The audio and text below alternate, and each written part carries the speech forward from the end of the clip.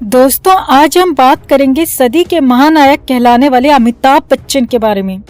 दरअसल कल हम ऑनलाइन एक आर्टिकल पढ़ रहे थे अमिताभ के बारे में, जिसमें इस इंसान के बारे में इतना कुछ लिखा हुआ था कि ये सबसे बड़े एक्टर हैं, महान हैं, सुपरस्टार हैं, बहुत ही हम्बल हैं, और उससे भी ज्यादा हैरान करने वाली बात ये लिखी थी कि ये बहुत ही ज्यादा संस्कारी और विवादों से दूर रहने वाले अभिनेता हैं। लोगों में इनकी इतनी अच्छी इमेज है कि लोग इन्हें भगवान की तरह पूजते हैं। बकायदा इनका एक मंदिर बना हुआ है जो कि कलकत्ता में है, और आपको जानकर हैरानी होगी दोस्तों कि वहाँ देवी देवताओं के मंदिरों की तरह बकायदा इन साहब की आरती गाई जाती है, धूप बत्ती अगरबत्ती जलाई जाती है, सुबह शाम दोनों समय पूरी तरह भगवान के जैसे इनकी पूजा होती है। और ऐसा भी नहीं है कि 2-4 लोग ये ड्रामा करते हैं, दूर दूर के लोग उस मंदिर में इस इंसान के दर्शन करने आते हैं, पूजा करने आते हैं। ये हाल है इस देश में।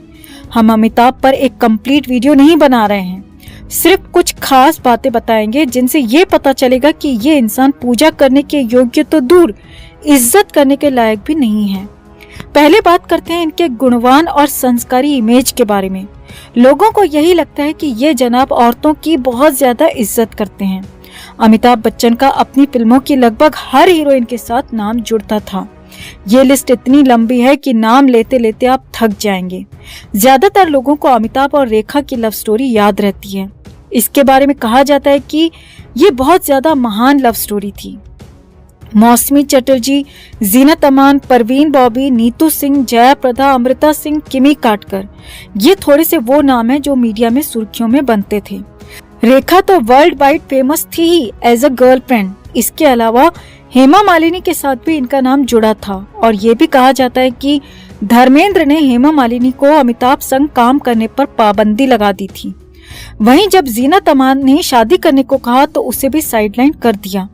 उसी तरह परवीन बॉबी अपने करियर के जब शिखर पर थी तो उसे भी प्यार के जाल में फंसाया और जल्दी से साइडलाइन कर दिया। परवीन बॉबी जब मेंटली बहुत ज्यादा परेशान रहा करती थी तो इस महानायक ने कभी भी उनकी मदद नहीं की, बल्कि ब्रेकअप करने के बाद ऐसे दिखाया जैसे ये उन्हें जानते तक नहीं है। बॉलीवुड में एक फिल्मी पार्टी चल रही थी। इंडस्ट्री के सभी स्टार्स उस पार्टी का हिस्सा थे।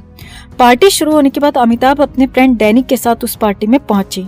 तब अमृता सिंह, सैफ अली खान की एक्स वाइफ, वहां से जाने वाली थी। पार्टी खत्म करके घर जाने वाली थी। अमिताभ की रिक्वेस्ट पर अमृता थोड़ी देर और रुकने को राजी हो गई। पार्टी अपने पूरे शबाब पर थी तो डैनी ने अमृता को अपने साथ डांस करने को कहा और दोनों स्टेज पर जाकर डांस करने लगी। ये देखकर महानायक से रुका नहीं गया। संस्कारी महानायक स्टेज पर गए, डैनी को पकड़कर एक तरफ किया और अमृता सिंह को कस के अपनी बाहों में भरकर किस करने लगी अचानक से। और ऐसा नहीं है कि किस करके छोड़ दिया, काफी देर तक अमृता सिंह को अपनी बाहों में पकड़े रहे, कस के पकड़े रहे। उसके बाद अमृता को जब छोड़ा तो अमृता रेस्ट रूम की तरफ भाग गई, और मजे की बात है कि ये संस्कारी बाबा भी अमृता के पीछे पीछे उसी रेस्ट रूम की तरफ चले गए।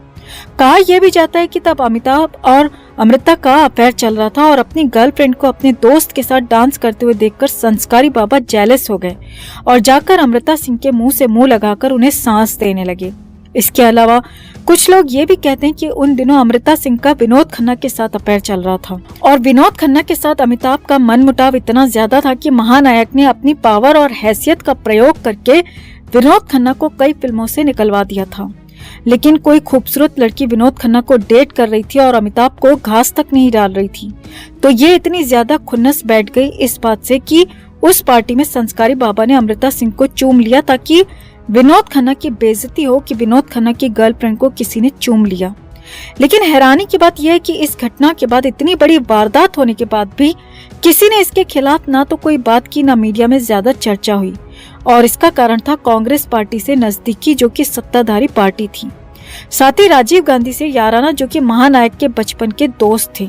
यही कारण था कि महानायक उस दौर में किसी से भी पंगा ले लेते थे और उन्हें फिल्मों से निकलवा देते थे या उनका रोल कट करवा देते थे। अब आप खुद एक बात सोचो कि जब ये इंसान इतना ज्यादा संस्कारी है, इतना ज्यादा व्यावहारिक है, तो क्यों इसके अपने साथी कलाकारों से हमेशा लड़ाई होती रहती थी। धर्मेंद्र, जितेंद्र, राजेश खन्ना, शत्रुघ्न सिन्हा, विनोद खन्ना, शशि कपूर, जितने भी नाम ले लो, किसी से भी इस सो कॉल्ड महानायक की दोस्ती नहीं थी। और जवानी की बात छोड़िए, बुढ़ापे में जिनके साथ काम किया वो भी ज्यादातर अब इनके साथ काम नहीं करना चाहते। शाहरुख खान, आमिर खान, सलमान खान, अक्षय कुमार, अजय देवगन, यानी किसी के साथ भी इनकी इतनी अच्छी बॉन्डिंग नहीं रही। शत्रुघ्न सिन्हा ने 2001 में एक इंटरव्यू में कहा था कि लोग 70-80 के दौर में अमिताभ और शत्रुघ्न सिन्हा की जोड़ी को देखना चाहते थे, और जितनी भी फिल्में आई थी वो सारी की सारी फिल्में लगातार लोगों द्वारा पसंद की गई थी। दोस्ताना, काला पत्थर, शान, परवाना, नसीब, जितनी भी फिल्मों में इन दोनों ने साथ काम किया, सारी की सारी फिल्में सुपर डुपर हिट रही थीं।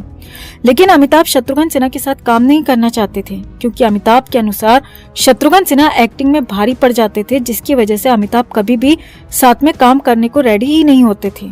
ये शत्रुघ्न सिन्हा ने अपने एक इंटरव्यू में कही थी 2010 या 11 में।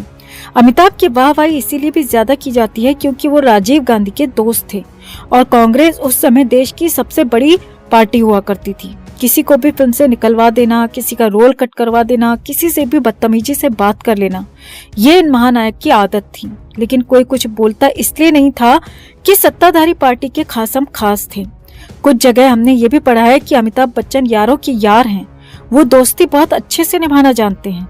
इनकी दोस्ती का एक छोटा सा किस्सा हम आपको बताते हैं। 1996 में अमिताभ बच्चन ने एक प्रोडक्शन कंपनी खोली थी, ABCL, Amitabh Bachchan corporation limited, जिसकी पहली फिल्म थी तेरे मेरे सपने। फिल्म फ्लॉप हुई और सारा जो बिजनेस था वो घाटे में चला गया, करोड़ों का कर्जा हो गया था। ऐसे समय में उत्तर प्रदेश के समाजवादी पार्टी के एक नेता थे अमर सिंह। उन्होंने अमिताभ बच्चन की बहुत ज्यादा मदद की, फाइनेंशियली बहुत ज्यादा मदद की, सिर्फ पैसे से ही नहीं बल्कि मेंटली भी बहुत ज्यादा सपोर्ट किया, और उस कर्जे से बाहर निकालने में सबसे ज्यादा मदद की। लेकिन संस्कार इतने कूट कूट कर भरे हुए थे कि फिर से सक्सेस मिलते ही अमर सिंह से भी दोस्ती तोड़ दी, या कह सकते हैं कि दोस्ती टूट गई। वो एक अलग चीज है। और जब अमर सिंह अपने अंत समय में जिंदगी और मौत के बीच जूझ रहे थे, तब भी संस्कारी बाबा उन्हें देखने तक हॉस्पिटल नहीं गए। ये है यारों के यार का एक छोटा सा एग्जाम्पल। अब आप ये एक फोटो देखिए, ये है सयाली भगत, पूर्व मिस इंडिया वर्ल्ड। इसने 2011 में एक स्टेटमेंट दिया था कि अमिताभ बच्चन और साजिद खान ने इसके साथ सेक्सुअल हैरेसमेंट किया है। लेकिन उसके कुछ दिनों बाद ही सयाली भगत ने एक बयान दिया कि मेरी ईमेल आईडी किसी ने हैक कर ली थी। ये साइबर हैकिंग का मामला था, जिसकी वजह से उसे कंफ्यूजन हो गया था और उसकी जो कंप्लेंट थी वो उसने वापस ले ली। इतनी बड़ी बात हो गई थी, इतनी बड़ी वारदात हो गई थी, लेकिन मीडिया में इसका कहीं भी कोई भी जिक्र नहीं था। अब बात करते हैं महानायक के सौम्य और सादगी से भरे डाउन टू अर्थ पर्सनालिटी की।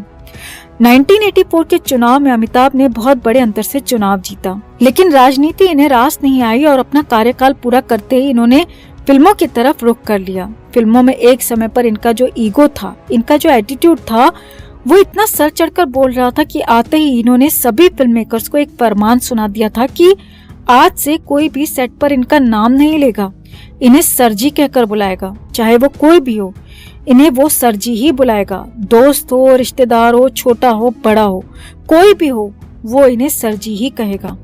कादर खान, जो अमिताभ बच्चन के किसी जमाने में बहुत अच्छे दोस्त हुआ करते थे, उनसे भी कहा गया कि सरजी बोलो, लेकिन कादर खान ने सरजी कहने से मना कर दिया और कहा कि कोई अपने भाई समान दोस्त को किसी दूसरे नाम से कैसे बुला सकता है। मैं इस बंदे को, जिसे अपना छोटा भाई मानता हूँ, जिसे अपना दोस्त मानता हूँ, उसे सरजी कैसे कह सकता हूँ। कादर खान का सरजी न कहने का ये परिणाम हुआ कि उस फिल्म से कादर खान का पत्ता साफ हो गया। खुदा गवाह से कादर खान को इसी खुन्नस में निकलवाया गया कि इन्होंने अमिताभ बच्चन को, जो महानायक थे, उनको सरजी नहीं कहा। साथ ही गंगा जमुना सरस्वती एक मूवी आई थी, कादर खान ने वो आधी फिल्म लिख दी थी। जो राइटिंग का काम था वो कादर खान का था, लेकिन बाद में कादर खान से राइटिंग का काम छीन लिया गया इसी खुन्नस में। और फिल्म की बाकी जो स्टोरी थी वो अनिल नागरथ, प्रयागराज और सोहेल डॉन नाम के लेखकों से पूरी करवाई। सो कॉल्ड महानायक के दोस्तों के अच्छे व्यवहार के, डाउन टू अर्थ व्यवहार के बहुत सारे किस्से हैं। साथ ही ऐसे ढेर सारे किस्से हैं जो चीख चीख कर ये कहते हैं कि आज का संस्कारी पूजनीय महानायक किसी समय पर मोस्ट वुमेनाइजर एक्टर था। बुढ़ापे में अच्छी अच्छी बातें करने से किसी के जवानी के पाप नहीं धुल जाते और ना कोई महान बन जाता है। ये सिर्फ पैसे के बदले में नाच गाना करने वाले एक्टर्स हैं, हमें ये समझना होगा।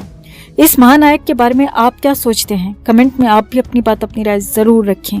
वीडियो को लाइक और शेयर कर अपना प्यार और सपोर्ट भी जरूर दिखाएं। चैनल को सब्सक्राइब कर चैनल के साथ जुड़कर हमारा हौसला बुलंद करें।